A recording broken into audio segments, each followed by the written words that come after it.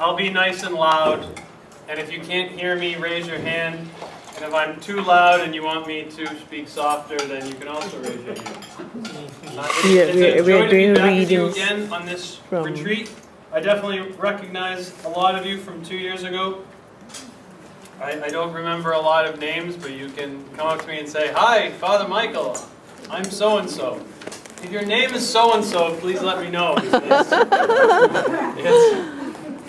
I'm open to be surprised by many different types of names. So Church of Mercy. Well, one of the things reading I from the haven't book, spoken to Church Sylvia of Mercy or by any of you about Pope Francis, is to try to make as this we eat our dinner.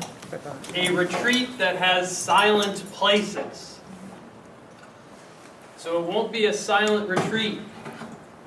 It'll be a retreat with silent places. So what I'd like to do is, and if we can agree on this, to have one of those silent places be the chapel. Now that's obvious that the silent place would be the chapel. I'm not saying that the hallway right outside of the chapel has to be a quiet place, but like that would be really good. So, if you're in that hallway that leads to the chapel, that would be great if you could be silent there as well. But I know people have to talk sometimes, and especially if you need to talk to someone in the chapel, and you have time and the ability to take them out and go in the hallway, that's even better. Another silent place, and unless anyone has any other ideas, the only other silent place. Are we meeting in this room, Sylvia? Yes. She's recording this to make sure that if I say anything and then change my mind, she'll have a record of it. To say, no, you said this. No. So It's from our website. for You the didn't website, know? oh, that's even worse. So the only other second place of silence, as far as I'm concerned right now, will be that room. Are we going to meet in this room again? Yes. So this whole room, anytime we go into that room, we'll be silent until the talks start, and then when the talks end, we'll try to go back into silence. This will help all of our expectations. If this doesn't work, if you really don't like this, then please talk to me.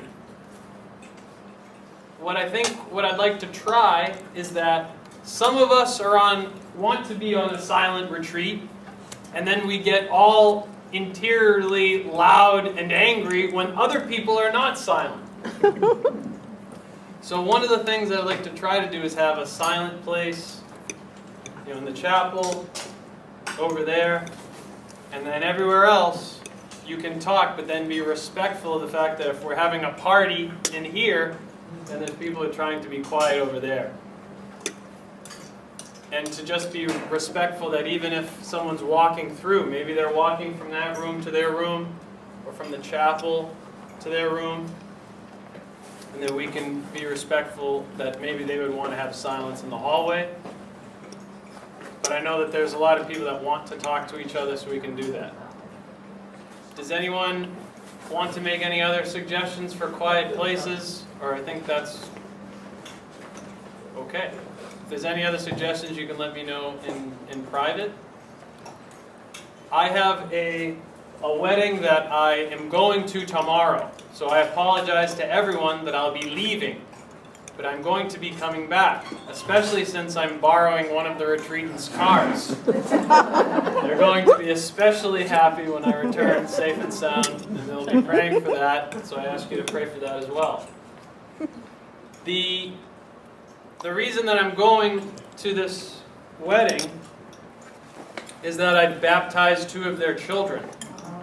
I think it was my first child I baptized when I was a deacon 4 years ago, because I became a priest 4 years ago yesterday. So thanks be to God. So today I'm 4 years and 1 day a priest. So I don't think there's a special blessing for that. So if you were looking, I'm sorry. But they're maybe the first baby I baptized. And so now they want to get married. So we'll have the marriage, God willing, tomorrow. So please pray for them. And so I'll be leaving probably after Mass tomorrow, and then coming back for the prayers and the conference in the evening. And I'm going to do my best.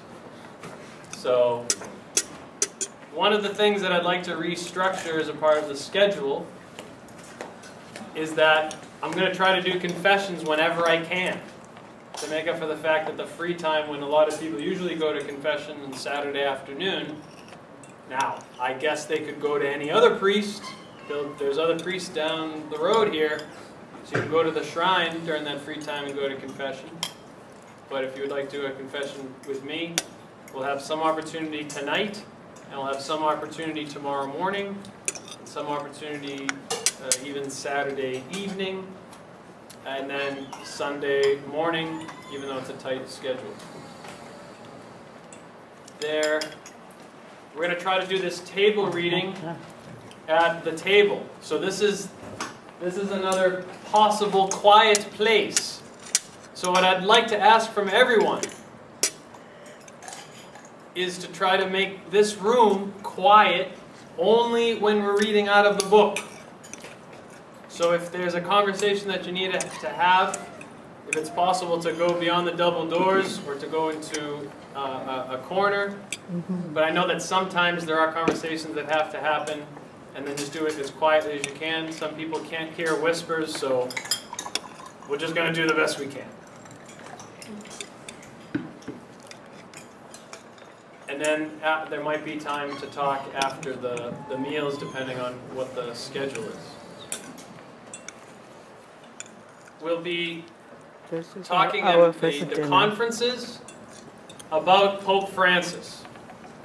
We're going to be trying to work together with some of the questions that he asks.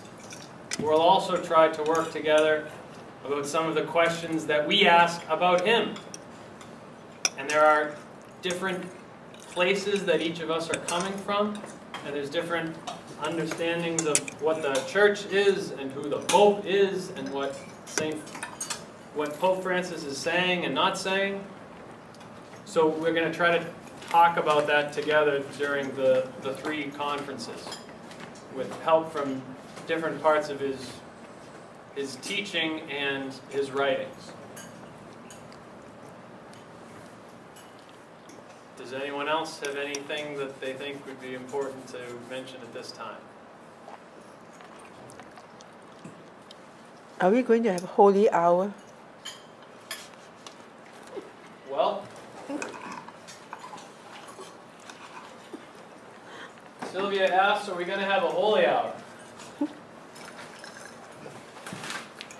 And I'm guessing she's asking because she would actually like a holy hour. So, were you saying that you wanted a holy hour tonight? No, any day that is more suitable. Tonight is very compressed. Yeah. So what I was thinking of doing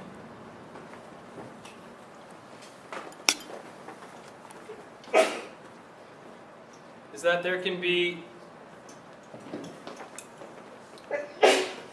exposition of the Blessed Sacrament